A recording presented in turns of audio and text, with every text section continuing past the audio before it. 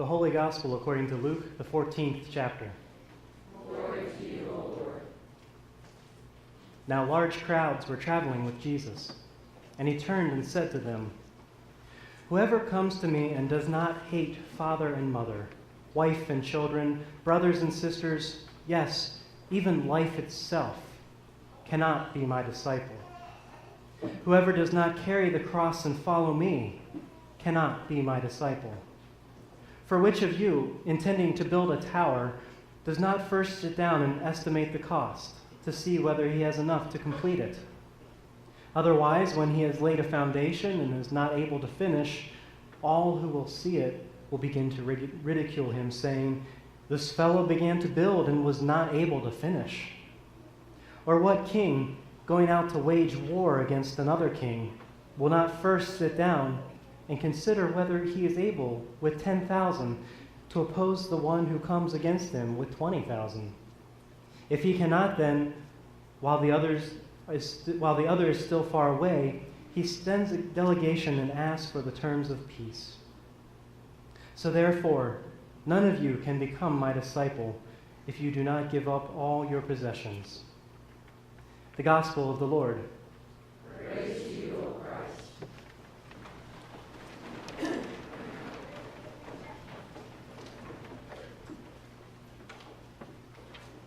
Well, it finally happened. I experienced my first Cole Camp World's Fair. And I know all of you have yet another fair under your belts.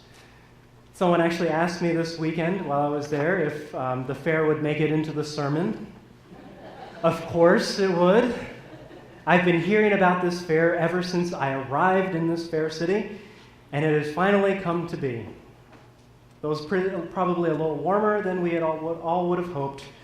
We were still all able to see the parade 4 times, experience the beer garden 4 times, ride some rides, see the exhibits, compete for ribbons, throw some hay bales, ooh and all over old cars and tractors, consume far too many burgers, dogs, pies, all in 3 days.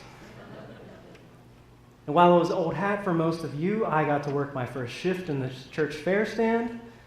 Though I didn't have much of a clue as to what was actually going on around me, I did see many of you laughing at me at my first experience, so don't think I didn't see that.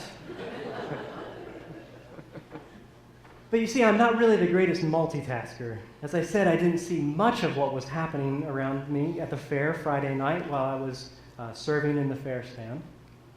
I was pretty consumed by the rush of people for those few solid hours, taking orders and making change, pouring drinks, and giving the right food to the right people. I was so consumed that I'm pretty sure I was trampling over and reaching over those who I was working with that night. And so if you're here, I apologize for that. But because of being so consumed, it wasn't until the end of the night, when the crowds began to thin and the food began to run out, that I could actually look up and see what was going around these fair stand walls. It's always great to people watch. Well, I call it observing. It sounds less threatening that way. And so I watched for that quiet hour or so as folks mingled and ate and fellowshipped, and then gradually watching as friends and families said their goodbyes and headed home for the night. I began to notice that at the end of the day of a fair, you start seeing that things can be really messy. As the crowds thin and darkness closes in, just start taking a look around. You see that the once crowded and joyous streets are now empty except for the trash that's been strewn about and the piles of chairs waiting to be picked up. You see the person puking in the trash can as her friends embarrassingly wait for her. You hear kids crying on their cell phones as their parents are scolding them for missing their pickup time and their curfew at home. You walk through the spilled soda and the spent order tickets on the floor of the stand while you pick up discarded wrappers and cups off the counters and wipe off all the old ketchup and mustard from those bottles that are hours old. You watch as the beer garden patrons start slowly disperse and as the police officers closely watch them. Life at the end of the day of the Colt Camp Fair is quite messy. But honestly, what in life isn't messy? Everything we hear about seems to be that way.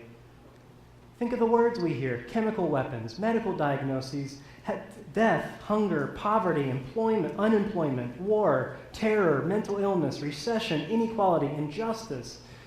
The words we hear on the news, both around the world and in our town, are depressing and scary and messy. Our world is messy. And if the things weren't scary enough, we're looking at even more messiness because of what's happening in Syria. I'm not going to try to get on a political soapbox here, but I keep thinking about how can we as Christians stand up for what is right in this world and attempt to deal with this messiness. Yes, people need to be held responsible for injustices and killings that take place in their lands, but a moral crisis should be faced with a moral response. We as Christians believe that first and foremost, we need to take care of the poorest and the most vulnerable among us. The children, the lame, the outcasts, the aliens. When the world brushes them aside, we need to help them to stand up on their own. And additionally, we need to stand up just as Jesus did as peacemakers, beating our swords into plowshares, turning to offer the other cheek to our enemy. What might happen in this world if we put a little more effort into moral creativity instead of urgent responses? We need to stop going for what is easy and more often do what is unconventional and sustainable. If not, well, I guess we're used to living in this messiness. But I just felt compelled this morning to share that and do something with this whole situation in Syria. I don't know a lot about it, unfortunately, but my faith is telling me that I need to try and do something. So I'll pray, and I'll write letters to people who can hopefully make a difference, and I'll share my feelings and talk about the Christian witness, and I'll trust. Because it's just hard to live in this messy world sometimes. But that's also what Jesus is telling us to do and equipping us to do. And even then, he's not making any promises that it's not going to be messy. We hear today that in order to become one of his disciples, one who follows Jesus and learns from him as a student, we have to set everything else aside. Family, possessions, everything. He says to us, if you don't hate mother and father, spouse and children, brothers and sisters, even life itself, you cannot be my disciple. If you don't carry the cross and follow me, you can't be my disciple. If you don't give up all your possessions, you cannot be my disciple. Now, thankfully, most biblical scholars would argue that Jesus is speaking in hyperbole. He loves very much his family. We see him take care of his mother in his final moments on the cross. Jesus carried his cross on his way to Calvary so that we don't ever have to lift that burden again. And while Jesus does push for those who follow to leave behind all material possessions, he's not really advocating for us to live as hermits. Or maybe he is. I'm not trying to candy coat things here, because what Jesus has to say is extremely hard to hear and will be incredibly challenging to do. It's like he's saying, do you have family members that you love and support? How much better life will be when you love me as much as, or no, even better than them. More than you love this life and all that is a part of it, love me, the one who gave you the opportunity to have life as fully as you do have it. Well, how about this cross-carrying thing? We hear about that a lot. Did Jesus carry his cross and hang on it and die on it so that we don't have to? Yes, absolutely he did. And at this point in his ministry, when he tells us this story, he knew that he was going to do just that for us. That cross work that he did takes care of our salvation. It tells us that we don't have to worry about what might happen to us in those final days. But here, he is telling us to think about these days. Okay, we're saved. Now what? How can we live thoughtful and fulfilling lives in the midst of this messy world? How can we step up and witness to the saving power of Jesus, trying to clean up even just a hint of the mess that's been created around us?